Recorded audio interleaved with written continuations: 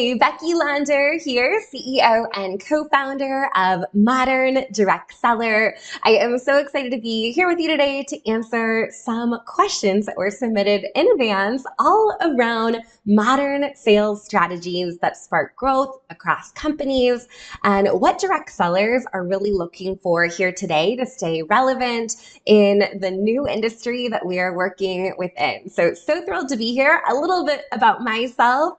I support direct sellers as well as direct sales companies with training, systems, and strategy. I have the privilege of working with hundreds of different companies across the industry to really support their growth and elevate their business and take it to the next level.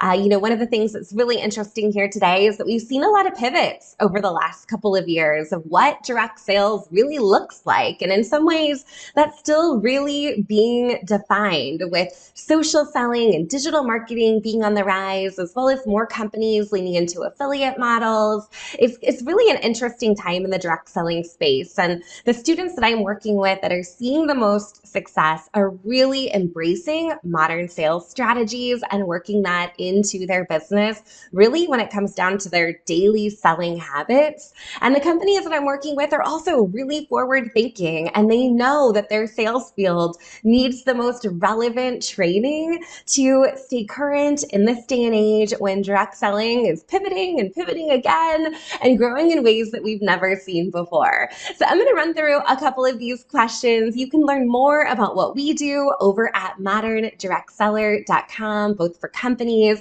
as well as for direct sellers. But let's just kick things off with the first question around what makes modern direct selling strategies different than the traditional ones. And I think I'm going to take that actually a different direction. What are some of those things that have not changed over the years? We know that this business is built on relationship marketing. We know that the very best way to sell is by connecting a seller with a customer one-to-one. That is not changing. Relationships is the heart of this business and really differentiates from any other type of model out there. That the direct seller has a really strong relationship with the customer. And so that in many ways has not changed at all. Those shoppers could go shop at big box stores or e-commerce stores, but they're choosing to purchase from a direct seller because they value their opinion, they value the customer care they provide, and how they connect with them. So that's one way things have not changed at all. One of the biggest pivots I've seen over the last couple of years is really a shift from in real life or vendor events or in-home parties and online parties as well, shifting into more social selling and digital marketing. So that looks a lot different and requires a different skill set from the modern direct seller, right? When you're a modern direct seller, you're out there and you're connecting with people one-on-one, leveraging your social media platforms to build that relationship. And it's a little bit more of an art than a science. It takes knowing how to have a conversation and how to build a relationship in a genuine and authentic way with someone, and then move that follower into a new customer. So that conversion process looks a little bit different than somebody standing belly to belly, face to face in front of you at a vendor event or at an in-home party. We've also seen a big shift in the online party space, and Facebook parties were the name of the game a few years ago, and they just look a lot different here in 2024. So some of the things that we're still working in terms of running online parties or connecting with people online, we're seeing a party and a post format working really well. We've done lots of training on this, where rather than having a pop-up Facebook group with hundreds of posts in it and 1 to 2 comments on each, we're really streamlining that into one single post where that host goes and invites their guests. They can engage on that one post. We're also seeing things that are effective, like leveraging a blog or a website or different tools outside of social media to do more of a scroll and shop type format, where someone could essentially pop right into a web page, scroll down that landing page, learn what they want to learn, and click the button to shop where it takes them over to their replicated website. Now, both of those strategies work really, really well when you have a one-on-one conversation happening on the sidelines. So that's also really important to capture those leads and have that conversation. Many of those conversations have also shifted from being on the phone to leveraging text messaging and text marketing and text automation. So our most sophisticated direct sellers out there are leveraging tools that allow them to easily text and connect with their customers. So those are some of the shifts that we've seen and really what it looks like from that traditional direct seller back in the day that was going living room to living room to a modern direct seller that is embracing social selling and digital marketing as tools that are going to help them automate and grow their business faster. The next question is, what are some of those most impactful direct selling strategies? All right, so the most impact I mentioned here earlier, but we're seeing a lot of success with those that are really leveraging one-to-one conversations. And that could be on social media, but the idea would be creating really compelling content and moving that content into a one-to-one conversation. And that's a leap that people have a hard time making. They're sharing things online, and then when someone's liking or commenting or engaging with them, it's pretty easy to engage back on that post. But it's a little bit harder to take that into a one-to-one conversation to foster that relationship, share more information about the business opportunity, and invite them to shop or join or host or whatever that next step might be for them. So that's really where we're seeing a lot of success in the social selling space, is those people that can effectively create compelling content that creates curiosity and interest, and then moving that into a one-to-one conversation. All right, the next question is really around what are those current trends in social selling and digital marketing that direct sellers can adopt to stay productive?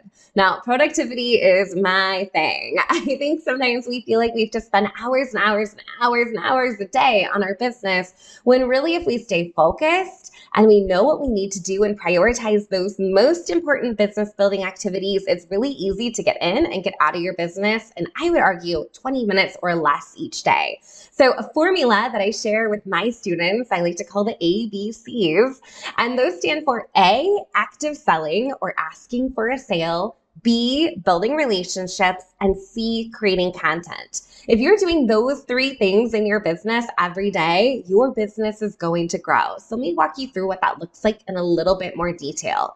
So the A, that active selling or asking for a sale, the idea there is every day you're in the habit of practicing daily selling. You're asking for a sale. Whether you're doing a big event or if you're having a one-to-one conversation in real life or on social, you're checking the box that you asked for a sale on a given day.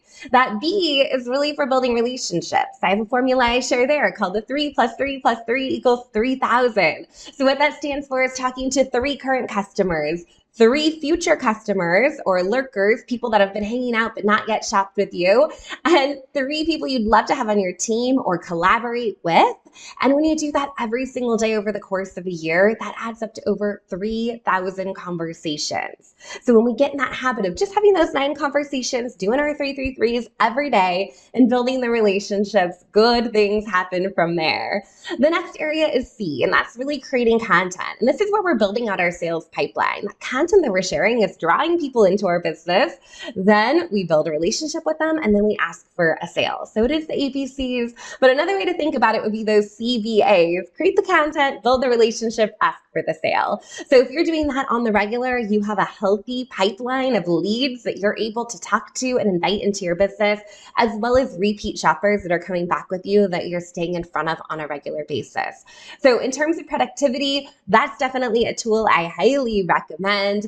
Of course, some type of way to keep track of your customers, whether you're using your back office system for that, or if you have a different outside third-party CRM, or even a good old Google Sheet or a Google Calendar to track who you've talked to and when, is a great tool to have. I'm also a big fan over here of leveraging digital marketing, so using email marketing or using text marketing as another way to stay in front of our customers. When we're using all of those systems together, we have a more productive business and we can get more done. All right, the next question is really, what strategies would you suggest for companies to motivate and empower direct sellers? So there's a lot of things companies can do to really set up their field for success. I think the top most important is really transparency and trust. It's so important that your sales field has faith in what you're doing and trusts the process and sees all the good work you're doing. So that transparency on the good days and the not so good days is really important to build a loyal field that just keeps coming back for more. I think the other thing here that we're seeing a lot of changes around is some of the policies, right? Most modern direct sellers are looking at multiple income streams. So I'm a big believer that long gone are the days of saying that once you're with our company, you can't work with other companies at all. Those direct sellers that are going to be committed to you are going to keep coming back to you. You don't need a policy to enforce that, because we're seeing time and time again people looking for other income sources, especially in years where income might feel down. They're really looking at other opportunities that they can leverage their personal brand that they've built to create a bigger income. So from a policy perspective, that's really important. Of course, recognition and incentives is huge as well when you're hitting sales milestones. And it's not just for the top 1% of your company, but we're really thinking about what those incentives look like for those that are consistent or kind of more in the middle of the road, that middle tier of performers in your organization. It doesn't always have to be just for the top. Give a reason for that mid-level to be excited. A lot of research out there shows that most direct sellers are just looking to make a couple $100s a month. So set those rewards in place for those people that could just strive to hit that maybe $250 in commission each month or $500 in commission each month, and have some cool incentives available for them too, so they have something to reach for and build for as well. And then I think the other thing that companies can really do is invest in the field with training and systems and strategy and coaching and working with them to stay relevant and plugged in. I see direct sellers across so many companies that are joining outside programs to get the training and skills that they need to be successful, because it's not provided at the company level. So when you're thinking about investing in your field, don't just think about the incentives or the comp plan, but really think about the tools, the systems that they need to be successful, because the more we can equip them with that training, the more successful that they're going to be and their team is going to be as well. Some of the common challenges that I'm seeing that direct sellers are facing on a regular basis with modern day strategies is really empowering them to actually put them in place, right? There's something still that, we have that stigma that it feels scary or intimidating, but most direct sellers are lacking confidence and experience to actually go out there and implement what they're doing. One of the things that we do inside our Modern Direct Seller Academy is that we have accountability built into our program. So there's a way that they can log in each day and say they got the most important things done in their business, click a button and confetti falls from the computer screen, right? It's the little things like that that really are important for them. So when we're thinking about accountability, that's something that a company can build in to really support direct sellers and have more consistency in their business, because I think a lot of them are really struggling with that confidence of what to do and when to do it, and then doing it on a regular basis. I think another common challenge that I'm seeing across the field is that we do a really great job serving our repeat customers and those customers that shop with us on the regular, but it's a bit harder to bring in new customers. And we know that when we bring in new customers, that leads to new hosts, and that leads to new teammates. That leads to good things happening in your business. But it all starts with bringing in fresh energy and new customers. So really focusing training and strategies and incentives around bringing in new into your business is going to prove to be really, really profitable as well.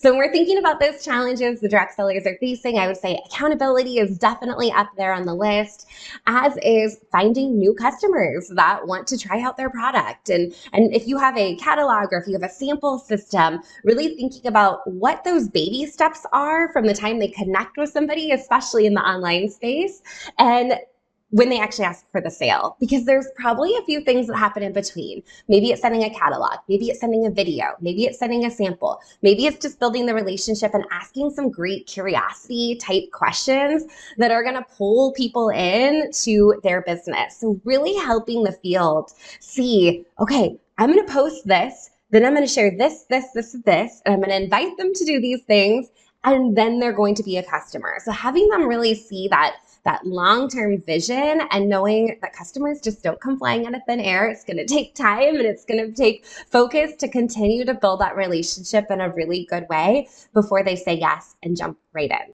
So when it comes to technology that modern day direct sellers should be leveraging in their business, there's a few systems that I absolutely love.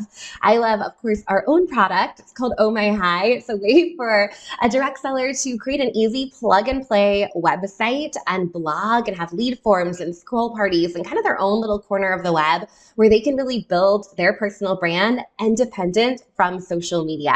So that's a tool that I feel like is a must-have as direct sellers are moving into the digital marketing space, is having a website where they can share more about their business, more about their products, share videos, share blog posts, and share more information about their own personal brand so people can get to know them on a deeper level. So that's a tool I'm a big fan of. Hand in hand with that would be email marketing. So once people are landing on that website, having a way to draw them into the website where they can connect with them and stay in front of them on a regular basis. I know a lot of people would argue that email is dead. It is not dead. There's definitely a profitable way to build your business leveraging email marketing. The one thing I love about email is it's up to the end user if they want to click and open that email and read it or not. Versus social media, where it's up to the algorithm on who gets to see what. On any given day, only a small fraction of your followers are actually seeing what you're posting on social. And that's where a blog or a website can really be a great tool, that going along with your email marketing to keep that in front of people. The other tool that has really rose in popularity this year has been text marketing. And I think the stat is 99% of texts get opened. And so having short conversational messages being sent out is absolutely important. In the direct sales space, when we're leveraging text marketing, I'm training my students to make sure that they're leveraging permission-based marketing and asking if they'd like more information about an event coming up or about an info session or a workshop or a product or a sale before assuming that's what they want to hear. So using that text marketing as a way to get in front of people and ask good questions to build the relationship is absolutely critical. Once we're asking those questions, they respond back and you can engage in a dialogue with somebody to get to know them on a deeper level. So text is another tool that I'm a big fan of. And of course, social media. We're not leaving social media out here. We know that there is a huge upside to social media, especially in growing your business and connecting with new people that you would have never met anywhere across the globe. So leveraging technology is absolutely important. Social media is one piece of the puzzle. And as we're thinking about social media, I'm a big fan of tools like SynchShare, where you can actually schedule that social media ahead of time. So you're not waking up every day thinking, what should I post today? But really being intentional about your content strategy and how you're showing up for your audience on social to draw them in and again, build those relationships and ask for the same. All right, when we're thinking next about strategies that direct sellers need to build a loyal customer base, this is a great question. Love this one so much. We definitely need systems in place to support our current customers. Once we've acquired a new customer, that costs a lot of money to acquire somebody. We've spent time, we've invested time and energy into that person. The best thing we can do is to stay in front of them and have them become a repeat customer. So when we're thinking about those systems, I definitely would encourage direct sellers to have some sort of CRM system to remind them of the key touch points of when to follow up. Now, I recommend a couple of key moments to reach out to your customer. Of course, once they place that initial order, we want to make sure that we send a thank you note. We say, thanks so much for purchasing. I'm so excited for you. We also want to let them know when their order has shipped and send them that tracking number. I know this is automated by a lot of systems out there, but it doesn't hurt for the direct seller to reach out directly and say, hey, it looks like your order is going to arrive on Tuesday. Let me know you got everything okay. Again, just another way to engage in conversation during the sales process and ensure that you have that repeat customer. Then once that order arrives, that's another key touch point. Hey, did you get your order? What'd you think? Did you have any questions? Here's some additional tips about that product that you purchased. Absolutely important. Those touch points usually happen. Most direct sellers are pretty good at that point in the process. Where things fall off is asking for a repeat purchase. It's a month down the road or 6 weeks or 8 weeks down the road saying, hey, checking back in. Did you use all of that? Do you need more? Or I know you bought this. I also think you'd like that. This is a complimentary product, and continuing that conversation over time is absolutely critical to ensure that you have those loyal customers coming back to you. Now, beyond that, you're going to leverage all your platforms. You're going to stay in front of them on social media, using text marketing, using email marketing, and really supporting their journey And so you're the first person they're thinking of when they're ready to make that purchase. So big fan of leveraging those systems to ensure that we have some good customer loyalty. I know a lot of my students are leveraging customer appreciation events where they're loving up on their customers. Maybe they're throwing in some bonuses or some specials for those repeat customers to keep them excited, especially when new products are released. That's another really great excuse to reach out to your customers and make sure that they're coming back and buying more. Now, the last question is really around what those emerging trends are that are going to really shape the future of direct selling. And I love this question so much because it's going to be a really interesting ride in front of us. You know, we're seeing a lot of companies shifting and thinking more about affiliate models and influencer models. But I still think we're going to have a really strong direct sales channel. I see a lot of direct sellers building out lifestyle brands where they're representing their favorite skincare company and their favorite bag company and their favorite vitamin company, right? So they're representing multiple brands and they have this loyal following that like to shop with them because of who they are and their personality and that brand that they've built. And they have a really strong, loyal following.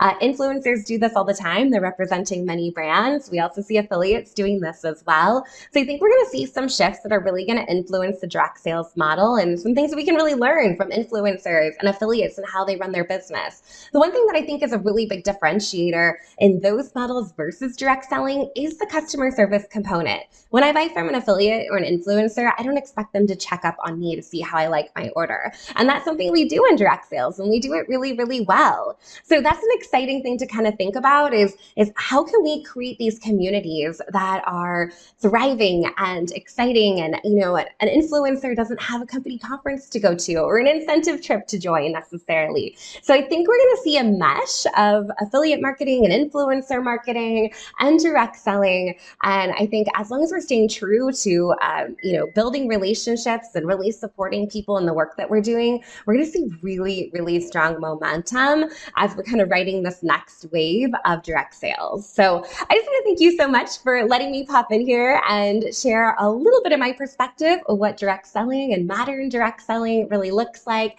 I would absolutely love to hear from you. If you found this video valuable, shoot me a message. I am on Instagram at Modern Direct Seller. You can also find me over on Facebook, moderndirectseller.com/FB, and all things modern direct selling over on our website, moderndirectseller.com. Thank you so much for being here today, and I hope you have a great day.